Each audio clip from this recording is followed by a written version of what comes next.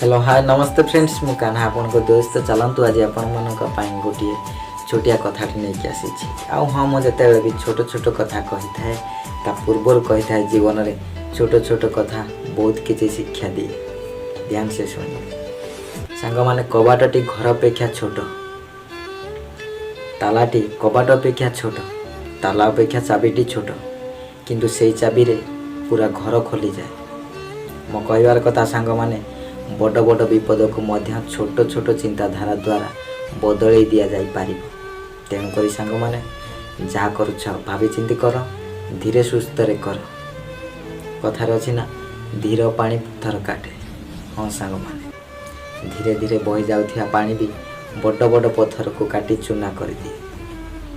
आशा करुच्ची भिडियोटी भल लगी like comment share.